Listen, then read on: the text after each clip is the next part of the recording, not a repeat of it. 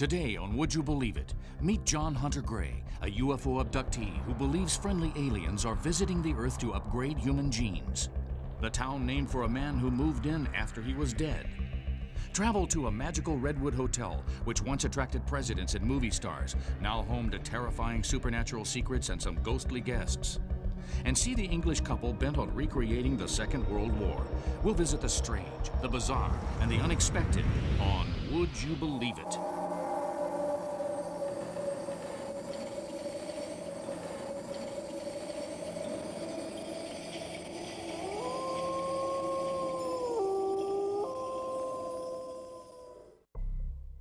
We don't see them as angels or devils or psychic manifestations or time travelers, but we do see them as friendly people. Since the first records of alien sightings, there have also been terrifying stories of alien abductions. Their purpose is unknown. Medical experiments, genetic tests.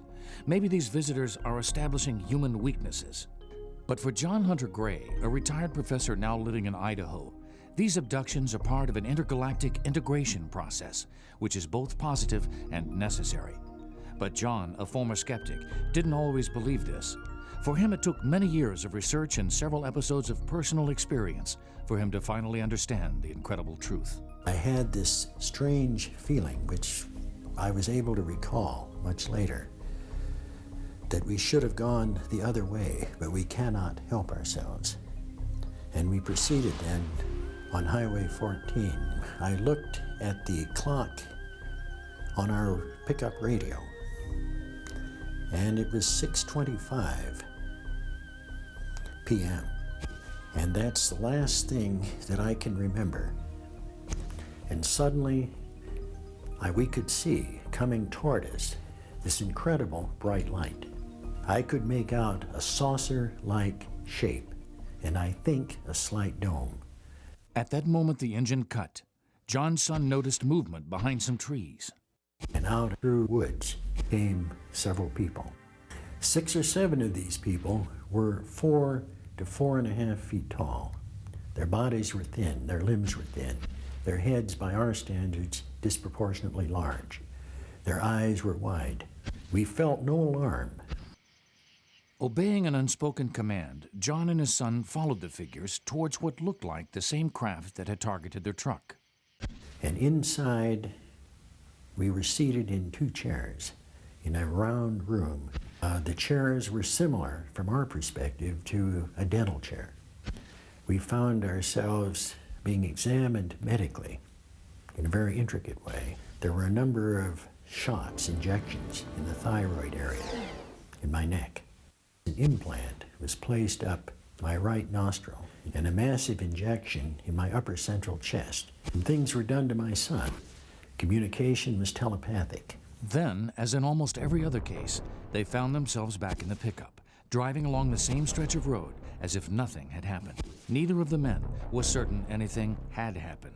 The John Hunter Gray case is interesting. It involves, him and his son planning a trip.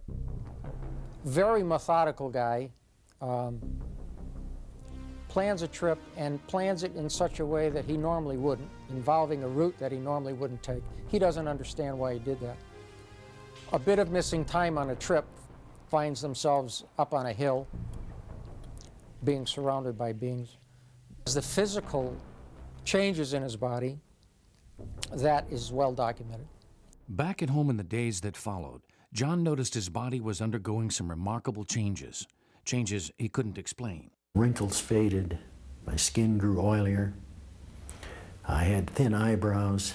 These reached a point where I had to trim them, and still do, once a week. Old scars faded in many cases. My son had some of these, and he also grew 1.5 inches. In later years, his recollection of the incident became clearer. The reason the abduction had occurred did not. His search for answers introduced him to the abduction of Betty and Barney Hill. This couple had had a similar experience while traveling the roads of New England in the early 60s. Experts believe because Barney was black and Betty white, their case was proof of alien interest in human genetics and race. John speculated if aliens were interested in the Hills, they would surely be interested in he and his son due to their American Indian roots. There are some minor similarities, yes. One being that they were both on a trip and took a detour. Barney was driving south on Route 3 in the White Mountains in New Hampshire, and for some unknown reason, after having had a UFO sighting, for some unknown reason, turned off the main road, turned down a dirt road, and the abduction scenario took place. End result is the same, an abduction scenario, similar in how they initially started. For 8 years, from 1988 to 1997, these changes persisted. His health continued to improve, and his body seemed to regenerate. But despite the evidence, Gray began to question his own recollection. Then, in early July 1997, John and his eldest son once again found themselves traveling together on a trip, taking them to the high altitudes of Wyoming's mountains. The first thing was a light that appeared behind our pickup. Suddenly, my son John became very concerned about the probability of a UFO close encounter. Everything was very strange, and my son was looking out the window, and then I saw a road sign, and I looked at the clock, and I said, we'd made no time at all. It was strange, because we knew what had happened. Their abductors had returned, but the recollections didn't stop there. Visions of vivid past encounters, even before these recent examples, flashed through John's mind for the first time in his life. Shapes and images, the faces of the beings, craft and medical operations. What emerged was a 10-year cycle, stretching back to a graphic recollection of an incident in 1957. In time, 2 encounters, even previous to the 1957 one, they had remained odd and inexplicable occurrences. John believes these benevolent beings are no threat, but are here to improve humanity, physically, as in his case, and also socially. We don't feel they're out to plunder our genetic resources or take over this turbulent little mudball called Earth. He feels the visitations every 10 years somehow influenced his decisions to work in civil rights, and that he himself has become a small part of their greater plan. I do not feel that the ETs are interested in leading us, but I think their primary focus is a long-term educational process. John Hunter Gray's amazing story has been echoed across the globe, and as the number of multiple abduction cases grows, he gives talks about his experiences, his life change, and what he believes to be a friendly handshake from across the galaxy. Finally, I think it's good to be part of a process which is endeavoring to break down the barriers of ignorance and help prepare humanity for the much bigger neighborhood that we're going to be living in one of these times. This is a story about one of America's greatest sports legends, and the town he never visited, but where he will be remembered forever. Jim Thorpe was born on a Sac and Fox Indian reservation near Shawnee, Oklahoma. He went to school at the government-run Indian Institute at Carlisle, Pennsylvania. In 1911 and 1912, he was the star of the football team. It was said that he could punt a ball 70 yards and could consistently kick 50-yard field goals. Thorpe and his team defeated most of their opponents, even playing against Dwight D. Eisenhower and, according to legend, treading on his head in a 27-6 victory over Army. Jim went to the 1912 Olympics in Stockholm, winning gold in the pentathlon and decathlon, a previously unheard-of feat of athleticism. King Gustav of Sweden said to him, "Sir, you are the greatest athlete in the world," to which Jim replied, "Thanks, King." He was later stripped of his medals in a controversial decision when it was discovered that 2 years earlier he had played semi-professional baseball, although many saw the decision as a racist attack on Jim's Native American background. Thorpe put this setback behind him and made a career for himself playing pro football and baseball for 16 years. In 1950, he was chosen as the greatest athlete of the half-century in a poll by the Associated Press. Sadly, in later life, Thorpe would not be able to enjoy the fruits of his success. By the time he died of a heart attack in 1953, he was penniless, and his final hospital care was as a charity case. His third wife, Patricia, was determined that he should get proper recognition for his life of sporting greatness. The city of Shawnee, Oklahoma, paid to have his body shipped home, but failed to come up with a grand enough monument. So when the lease expired on his crypt, Patricia took the body to Tulsa. Why was Patricia carrying her deceased husband's body across America? she had a plan. Patricia had decided that the best way to honor Jim Thorpe would be to persuade a town to take his body in return for taking his name. During a stay in Philadelphia, Patricia heard that a small town called Mauch-Chunk was creating an industrial development fund, with residents each pledging a nickel a month for 5 years. This might be the enterprising town she was looking for. Mauch-Chunk, which in Native American means Bear Mountain, and East Mauch-Chunk were thriving industrial towns throughout the 19th century, centers for the canal network and later the railroads. The area was also a popular holiday resort and was known as the Switzerland of America. In its heyday, Mauch-Chunk could claim to have more millionaires per capita than anywhere else in America.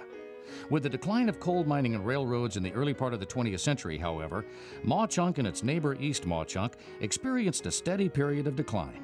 Industries closed, unemployment rose, and the population fell as young people left for the city. The town needed a lift, something to get them back on track. It was possible that Jim Thorpe might be their man. At a town meeting, the citizens of the two towns decided that the dead body of an American sporting hero was just what they needed. The towns merged under a new name, Jim Thorpe, and on February 9, 1954, Jim Thorpe finally arrived in Jim Thorpe, a town he had never visited in life, but with which he would be forever connected. The town spent $17,000 of its development fund and proudly erected this 10-ton marble mausoleum. Jim Thorpe could rest in peace at last, with that ultimate piece of the American dream, his own place on the map. Unfortunately for the residents of the newly renamed Jim Thorpe, none of the many other promised investments ever turned up. They didn't get their hospital, and the NFL Hall of Fame was eventually built in Canton, Ohio. As old-time resident John Otto complained, "All we got was a dead end in." Nowadays, the divided town that was united by Thorpe is once again divided by the same issue. Many residents want their hometown to be called Mauch-Chunk once more. Jim's 7 children also want their father removed from Mauch-Chunk. They want him returned home to Oklahoma so he can be laid to rest on tribal burial grounds. The only person who doesn't have an opinion on the subject of Jim Thorpe is Jim Thorpe. But then, until he died, it didn't exist. Would you believe it? Have you ever visited somewhere and decided it was so perfect you simply couldn't leave? Here in the atmospheric Santa Cruz Mountains in Northern California, 2 long-dead spirits experienced just that feeling and have stayed around. This is the Brookdale Lodge, a few miles south of Boulder Creek, a sprawling redwood retreat built at the top of the San Lorenzo Valley. Outside this century-old building is a picture of mysterious charm. Inside, however, this magnificent and unexpected sight reveals the character of a magical and secluded world. Despite the apparent harmony, however, it also hides a tragic supernatural secret. This ornate building was built by Dr. F.K. Kemp in 1922 when a nearby river changed its course and threatened to flood his hotel. He hurriedly ordered tons of granite rocks be placed as embankments either side to keep the river in its place. The resulting terraces, lined with boulders, suggested a marvelous setting for dining, and the doctor recognized its potential. Soon after his vision was complete, this, a magnificent giant redwood cabin straddling the brook. The elite from San Francisco and Santa Cruz swarmed to his resort, eager to experience his serene rustic paradise. The famous and infamous soon followed. In its heyday, this watering hole attracted such Hollywood stars as Shirley Temple, Tyrone Power, Joan Crawford, and Marilyn Monroe. President Herbert Hoover was known to have fished for his own dinner off of this bridge. By the 40s, the plush surroundings and affluent visitors had attracted the attention of the mafia, who descended here and largely took over the hotel's operation. Relaxed conversation under the trees was replaced by Machiavellian transactions, thrashed out here over lavish dinners or in the many dimly lit back rooms. They dug a complex system of secret tunnels underneath the building, riddling the lodge and surrounding hillside for easy access or swift escape. It's during this time Brookdale Lodge saw its first haunting, here, under the antique gables of the dining room. A big band played for the arrival of a businessman who'd been a most unwise guy, having stolen money from his mafia bosses. No one knows for sure what followed, but it's rumored his body makes up part of the foundations of this dance floor laid at the time. Today, while eerie big band music echoes around the rafters, female staff are particularly sensitive to hearing agonized screams and what's described as the sound of pouring concrete. The one experience I had one night, I was closing the bar about 2 in the morning, and I could hear some music coming out of the Brook Room, like old-time music, and I heard dishes clanking and voices, a lot of laughter, and I thought someone had broken in and was having a party. So I came rushing in here, thinking I was going to catch some big party, and I opened up the doors, and everything just came to a halt.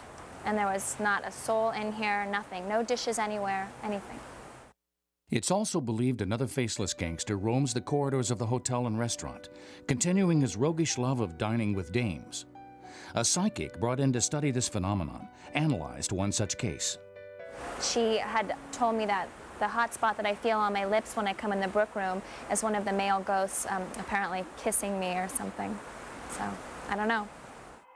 As the psychic moved between the tables, another spirit suddenly appeared above the picturesque bridge.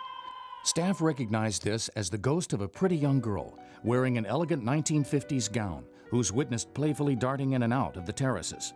Among her spirited antics, she's often seen to run and hide from those who spot her in a supernatural game of peekaboo.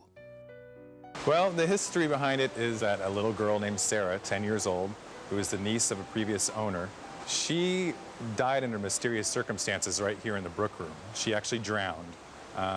She might have slipped and fell and got knocked unconscious and drowned in the creek. There's also rumors of her mother being involved in her death. And ever since that time, there have been a lot of customers and employees who have seen and felt and heard and smelled strange things. Records show the young girl had broken into the restaurant one winter's morning to play by the river she loved so much. She was then frightened by something she saw in the locked dining room and was trying to run away when she tripped and fell from this bridge. Her screams were heard by the concierge, who broke down a door and jumped in the frozen water after her. It was too late for young Sarah. Her head was cracked and bleeding, and she was quickly consumed by the icy wash. The present manager believes he's witnessed evidence of Sarah's desperate escape from the water. I had friends come down from Canada. They were just visiting, and the Brook Room was open for dinner the night before, but no one had been in the room for at least 12 hours. This was in the morning. I unlocked the door, brought them in, and along this path here, they pointed down and said, "What's that?" And I looked down, there was a trail of chunks of ice that led along the pathway towards the bridge. And to this day, I can't explain it. Recently, the owners invited a local minister to conduct a blessing and exorcism to free these trapped souls. The next day, the manager awoke to see the same icy footprints in the Great Hall. The exorcism had failed. While these ghosts may not have found eternal peace, at the idyllic Brookdale Lodge Hotel, they found a tranquility of their own. So for the time being, at least, these ghostly guests are ignoring checkout time. Would you believe it? This is the ancient city of Sheffield in the north of England. On this site for centuries, its old buildings now have to peek out from behind ultra-modern developments. Here in a city which couldn't be accused of living in the past are a young couple who do. For most families, their home is a refuge from the pressures of life. For Glenn and Melanie Sanderson, their home has become a refuge from an age. And although this house may look peaceful, behind these doors, it is always World War II. Their house has been frozen in 1940s wartime in every detail. All the sights, the sounds, and even the smells of the wartime era fill their home. Their obsession with the 1940s began 15 years ago. This started as a hobby and developed into an obsession and then into a lifestyle.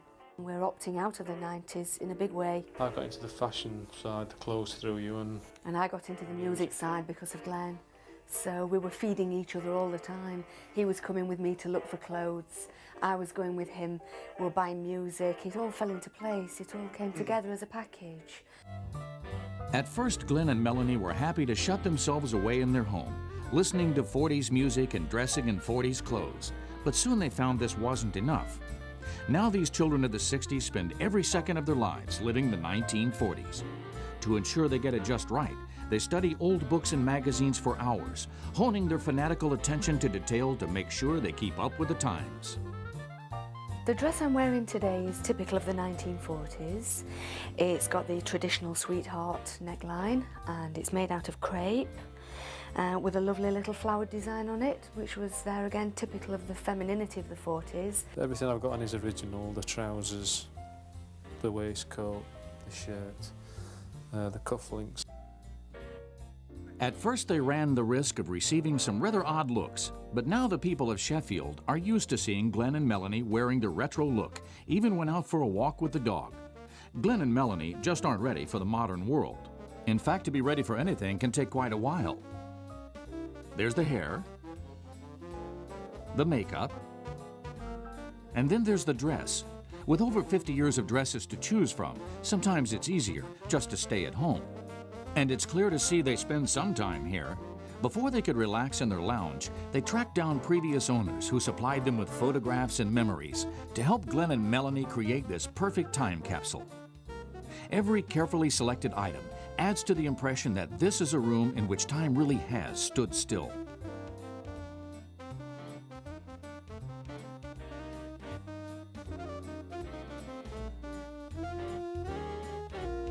Their tireless research yields wartime wonderments from every conceivable source.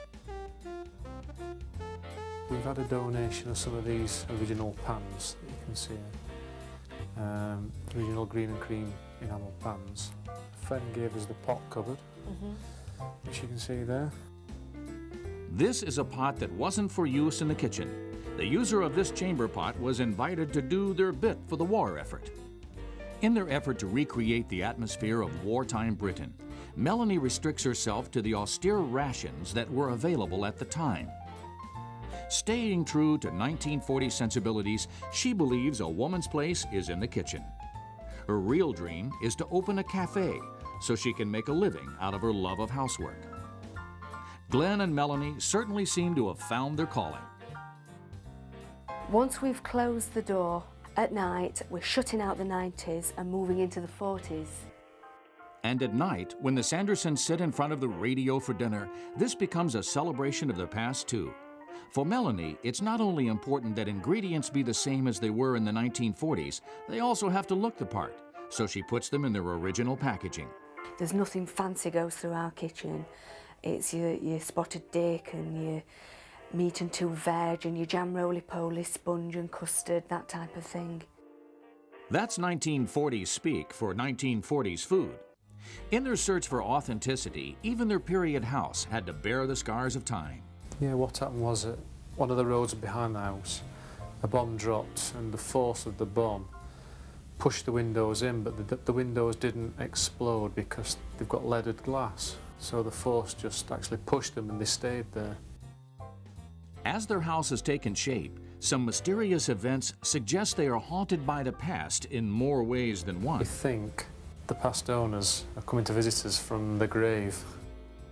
In this room, a ghost is frequently seen sitting in the green chair, turning the pages of his Times newspaper.